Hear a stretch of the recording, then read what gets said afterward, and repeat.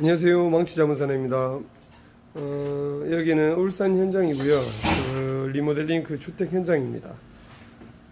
내부에 지금 보시다시피 이렇게 지금 칸막이가 지금 거진 지금 다 서 있고요. 그리고 저희가 어제 욕실 방수 공사를 이제 끝냈습니다.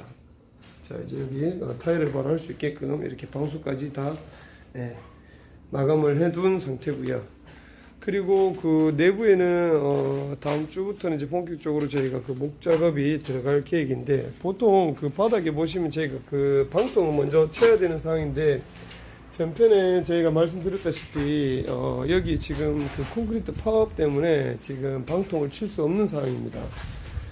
그래서 저희가 공정을 바꿔서 den조라든지 목공 일정을 먼저 잡아서 마감을 먼저 잡고 그리고 바닥에 방통을 칠 계획입니다.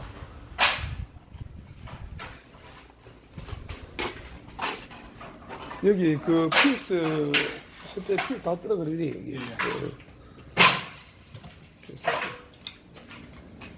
그래서 단점은 일단은 바닥이 이렇게 어수선하기 때문에 작업하는데 조금 이제 지장은 있지만은, 장점은 이제 예를 들어 바닥 마감 높이가 바닥에서 10전 정도로 올라온다고 가정했었을 때, 예를 들어 속고라든지 일부 이제 마감을 했었을 때 딱 안 맞춰도 얼추 마감을 다 떨굴 수 있다는 그런 장점은 있죠.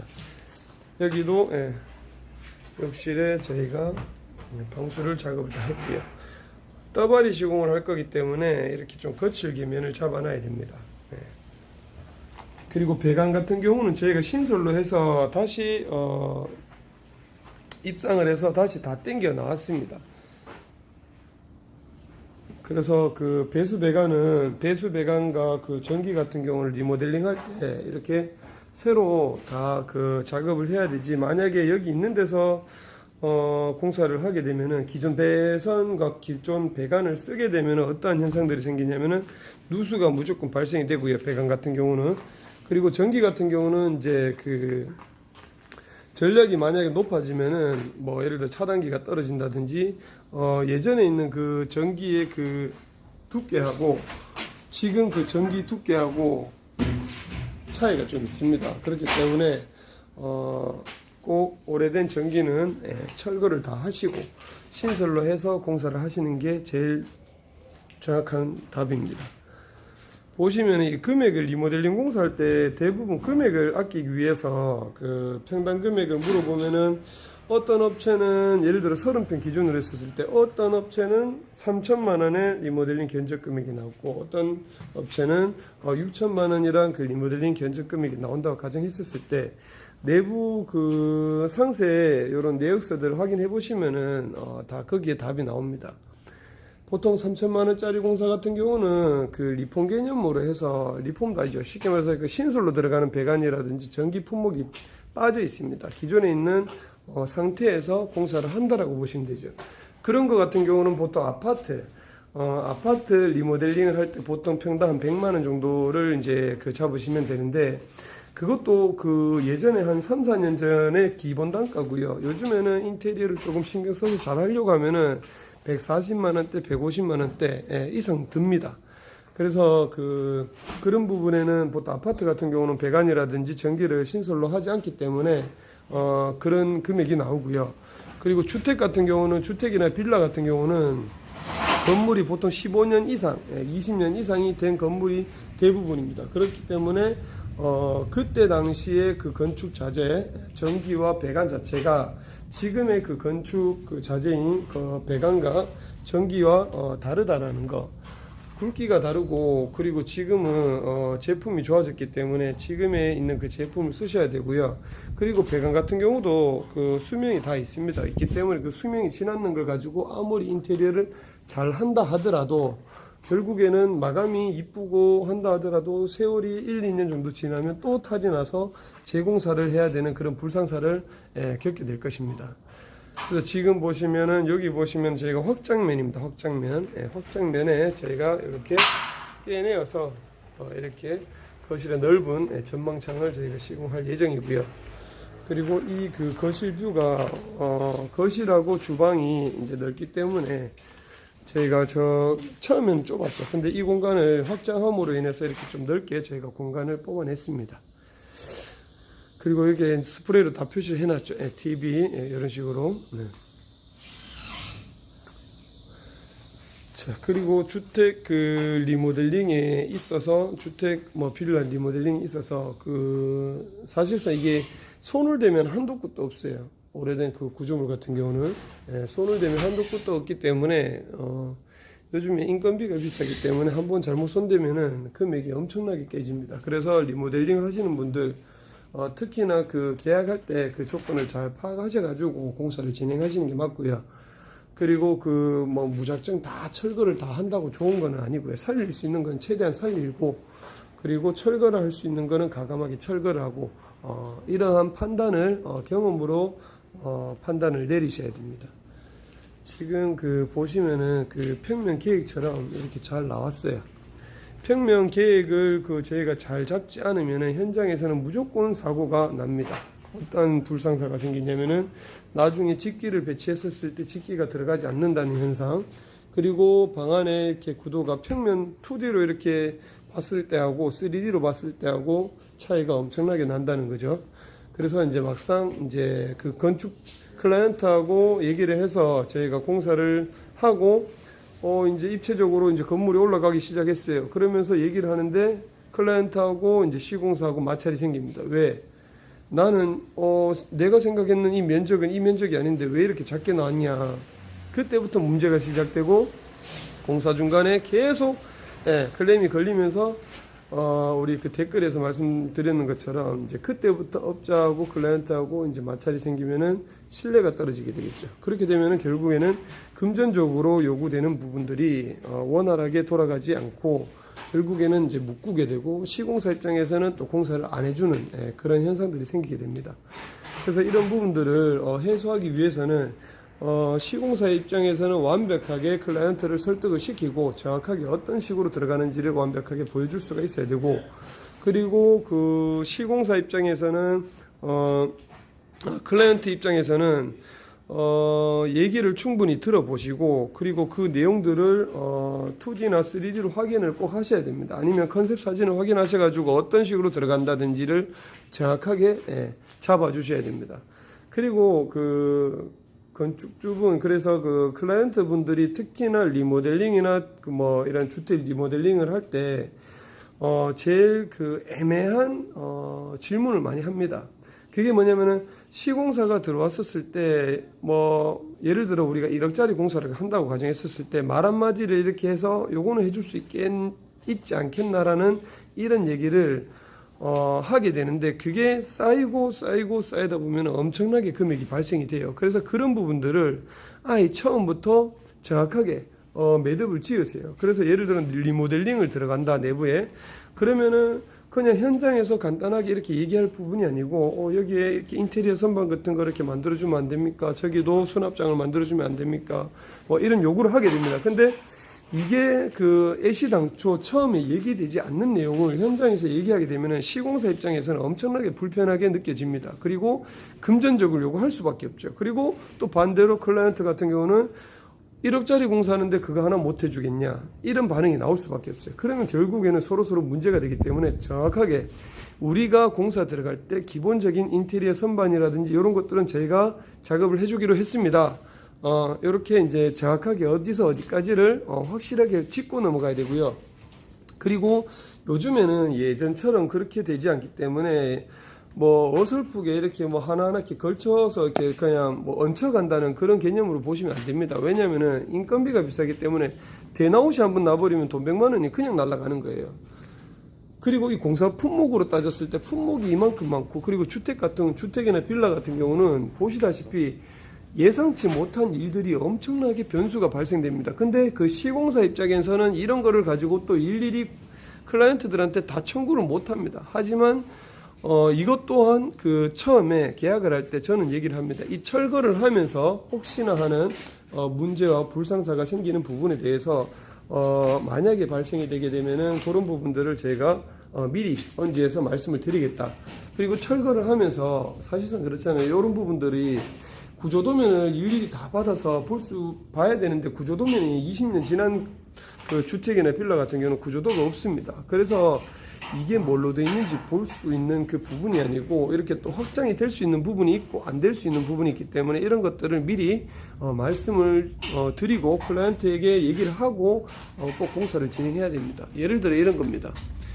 여기 우리가 철거를 해보니까 지금 단면 부분들이 대부분 많이 보이게 될 거예요. 자, 장막벽 벽돌 구조입니다. 벽돌 구조, 사실상 이 구조는 철거가 가능해요. 그런데 이거를 현장에서 무리하게 또 철거를 할 필요가 있을까요?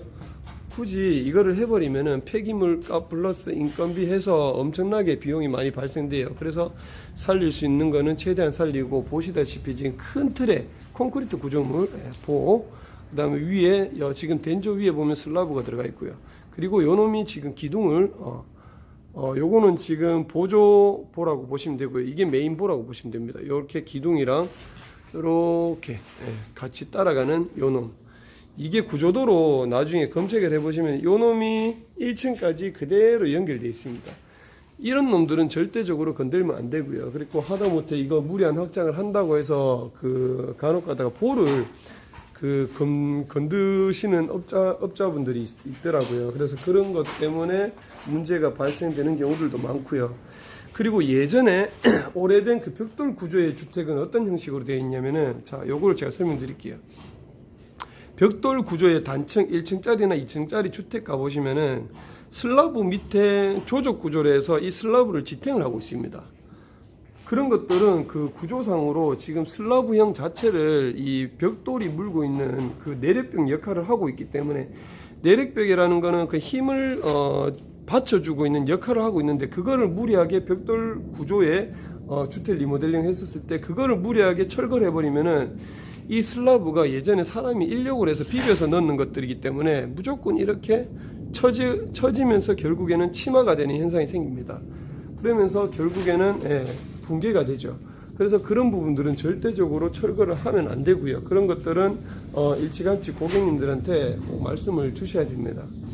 그래서 뭐 또 한 집이 운 좋게 옆집에서 공사를 했는데 저기를 칸막이를 다 쳤더라, 그러면 우리도 쳐야 되지 않겠냐, 이렇게 강요하시는 그 클라이언트 분들이 있어요. 그렇게 해서 자, 우리가 구조 보강이라 해가지고 동바리 기둥이라든지 이런 걸 다 쌓아요.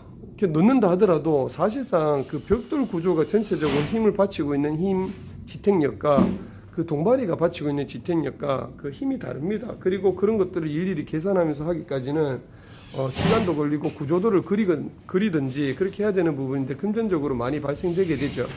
그래서 그런 것들을 무리하게 요구하지 마시고, 특히나 오래된 주택 같은 경우는 무리한 확장은 절대적으로 하시면 안 됩니다. 그리고 뭐 구조도를 그려서 뭐 이렇게 도면을 그려서 한다 하더라도, 보강 공사를 한다 하더라도 그게 완벽한 보강은 절대적으로 아닙니다. 왜냐하면은 일찌감치 벽돌 구조에서 슬라브로 같이 물고 있는 힘이랑 구조 보강을 해서 이렇게 잡아주는 그 힘이랑 힘 계산을 했었을 때는 그 절대적으로 그 동일한 값이 안 나옵니다. 안 나오게 되고, 만약에 구조 보강을 하는 그 부분에서 힘이 더 과도하게 발생이 돼버리면은 반대쪽으로 기존에 있는 그 건물의 벽쪽 자체에서 예를 들어 마이너스가 발생되는 현상이 생깁니다. 그렇게 되면 또 결국에는 거기서 붕괴라는 게 되게 되고, 또 결국에는 그게 인명피해로 이어지기 때문에 제일 좋은 거는 콘크리트 구조물, 큰 틀의 구조물 외적인 부분은 손을 대더라도 그 벽돌 구조로 따지면은 내부에 있는 무리한 철거를 진행하지 마시고요. 그리고 콘크리트 구조물 같은 경우는 이런 보들을 절대적으로 손을 대시면 안 됩니다. 그리고 뭐 이렇게 천공을 해서 뭐 2층에 1, 2층으로 통과되는 이런 계단을 만들고 하시는 분들도 있는데, 그런 부분들도 그 면적을 최소한의 면적을 잡고 그 주변에 꼭 보강을 하셔가지고 공사를 하시는 게 맞고요. 그리고 가급적이면은 이런 구조물을 잘 파악하셔가지고 공사를 하시는 게 제일 좋습니다. 그 얘기를 하다 보니까 저희가 구조 얘기를 많이 하게 됐는데, 그리고 여기 그 보시는 이 주택 같은 경우는 구조가 좀 튼튼하게 잘 되어 있어요. 잘 되어 있기 때문에 건축 리모델링 공사하는 데는 큰 지장이 없습니다. 그리고 여기는 지금 그 리모델링 공사를 지금 벌써 한 2번을 했는 상태에서 저희가 방통을 지금 2번을 쳐서 저기 입구 쪽에 보시면은 단차가 좀 있습니다. 그리고 옛날 주택 같은 경우는 층고가 2,500이 넘어가요. 2,500, 2,600 이래 나옵니다. 근데 요즘 아파트 구조는 2,400, 2,300이죠. 조금 이제 뭐 그 소형 아파트라든지 이런 데는 2,300으로 떨어지고요. 그 요즘에 짓는 이제 아파트 같은 경우는 2,400 정도 떨어집니다. 또 높은 데는 2,600까지 나오는 데도 있어요. 여기 보시면은 자, 여기 이 단차이가 지금 이렇게 나잖아요. 이 사람들이 리모델링을 한번 했었어요. 그리고 여기에서 한 번 더 리모델링을 또 했었습니다. 근데 그거를 저희가 바닥을 다 걷어내고 여기서 한 번 더 우리가 이제 그 방통을 타설해서 이렇게 마감을 잡는 거죠. 그러면은 결론적으로 이 바닥에서 10cm가 올라온다고 보시면 돼요. 그러면은 천장 높이하고 했었을 때 그냥 2,300에 2,350 정도 마감이 떨어질 예정입니다. 천장이 높다고 좋은 건 절대 아니고요.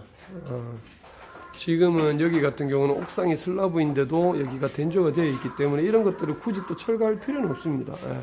철거할 필요 없고 내부의 그 마감을 잘 해주면은 깔끔하게 처리가 되고요. 그리고 위에서 열을 이미 한번 또 차단해 주기 때문에 더 시원해요. 더 시원하고 굳이 뭐 그 깨끗하게 철거를 한다고 뭐 다 치울 필요는 없습니다.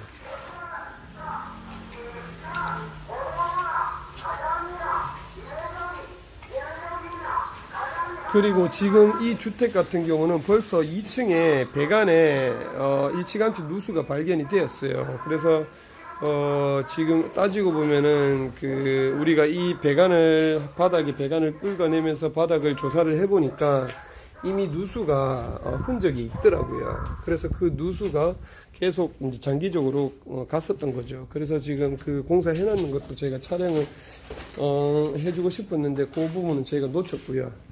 그래서 여기서 따서 들어가는 이 바닥 부분에 원배관에서 이미 허술하게 슬라브 있는데 허술하게 가공을 해서 변기를 안 찼고 그 부분으로 인해서 물이 샜고 그리고 이런 식으로 공사를 했기 때문에 똑같이 2층 그 부분도 문제가 되고 있다는 그런 내용입니다.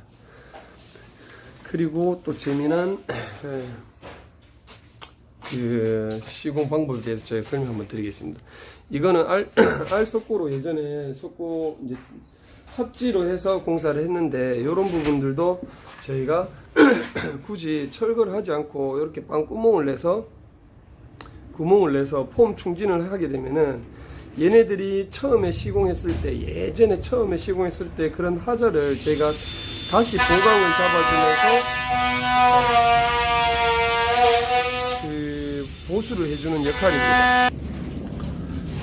자, 이런 것들도 이렇게 그 보강을 잡아주면서 요거를 굳이 철거할 필요가 없이 이대로 사용하시면 돼요. 그리고 이쪽 같은 경우는 저희가 기존에 있는 창문이 너무 크다 보니까 줄이고 또 지금 줄였는 만큼 창문이 들어갈 예정입니다. 그리고 안쪽 같은 경우는 가베를 다시 쳐서 단열 작업을 또 할 겁니다. 단열 작업을 할 거기 때문에 이렇게 가베를 쳐서 이렇게 마감을 잡으면 되기 때문에 이런 부분들을 굳이 일부러 폐기물을 자꾸 만들 필요는 없어요.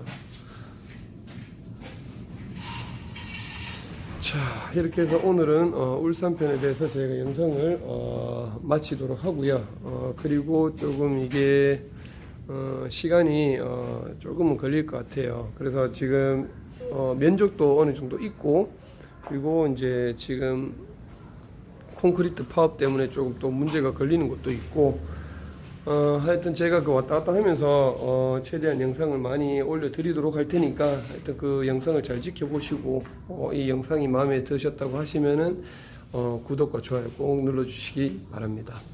자, 영상은 여기서 마치도록 하겠습니다. 감사합니다.